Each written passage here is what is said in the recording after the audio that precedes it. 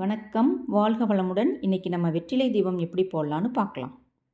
சேனலுக்கு புதுசாக வரவங்க சப்ஸ்கிரைப் பண்ணிக்கோங்க, ஃப்ரெண்ட்ஸுக்கு ஷேர் பண்ணுங்கள். நாம் நினச்ச காரியம் நினச்ச மாதிரி நடக்கணும் அப்படின்னா இந்த வெற்றிலை தீபம் ஏற்றணும். வெற்றியை தரக்கூடாது தானுங்க இந்த வெற்றி இலை தீபம்.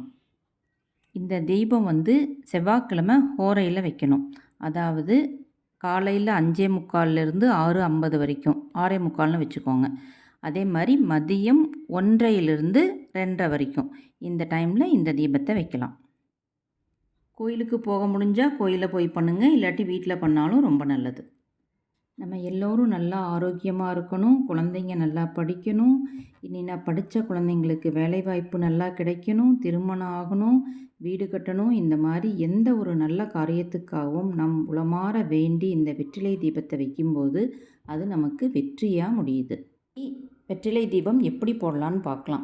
முதல்ல கொஞ்சம் வெத்தலை கடையிலேருந்து வாங்கிட்டு வரோம் இல்லையா, சுத்தமாக கழுவிக்கணும். அப்புறம் எந்த வெத்தலை நுனி உடையாமல் கிளியாமல் ஓட்டையெல்லாம் இல்லாமல் நல்லா இருக்கோ அப்படி ஒரு 6 வெற்றிலை செலக்ட் பண்ணிக்கலாம். சுத்தமான தாம்பாளத்தில் 6 வெத்தலையை வட்டமாக அடுக்கி அதில் சந்தனம் குங்குமம் எல்லாம் வச்சு மேலே பூ வச்சுக்கலாம். பூ மேலே சரவண பவ அப்படின்னு சொல்லி பொட்டும் வைக்கலாம், இல்லைன்னா சாமி கும்பிட்றதுக்கு யூஸ் பண்ணுற காயின் வைக்கலாம். சரவண பவ அப்படின்னு சொல்லி ஒவ்வொரு காயினாக அந்த பூ மேலே வைக்கலாம். 1 ரூபா காயினாக இருக்கலாம், இல்லாட்டி சாமிக்கு யூஸ் பண்ணுற வெள்ளி காயின் இருக்கலாம், இல்லை தங்க காயின் உங்கள்கிட்ட இருந்தால் அதை கூட யூஸ் பண்ணிக்கலாம். ஒரு நல்ல மண் அகல் விளக்கில் சந்தனம் குங்குமம் எல்லாம் வச்சு அதுக்கு நெய் விளக்கு ஏற்றுற மாதிரி ரெடி பண்ணி வச்சுக்கணும். அந்த வெத்தலைக்கு நடுவில் இந்த தீபத்தை வைக்கணும். இந்த தீபத்தை ஏற்றி முருகரே நம்ம வீட்டுக்கு வந்திருக்கிறதா மனதார நினைக்கணும்.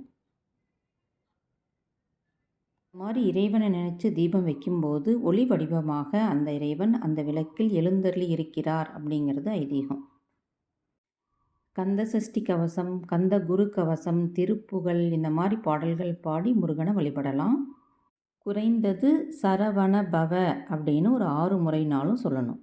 இந்த மாதிரி வெற்றிலை தீபம் வைத்து நம் வேண்டுதலை முருகனிடம் சொல்லும்போது அவர் அதை அப்படியே நிறைவேற்றி கொடுக்கிறார். ஆல்ரெடி தீபம் வச்சு பயனடைஞ்சவங்க நிறைய பேர் இருப்பீங்க. அவங்களோட எக்ஸ்பீரியன்ஸை கமெண்ட்டில் சொல்லுங்கள், எல்லாரும் பார்த்து தெரிஞ்சுக்கலாம். மறுபடியும் வேறொரு வீடியோவில் பார்க்கலாம். தேங்க்ஸ் ஃபார் வாட்சிங். மறக்காமல் சப்ஸ்கிரைப் பண்ணிடுங்க. தேங்க்யூ.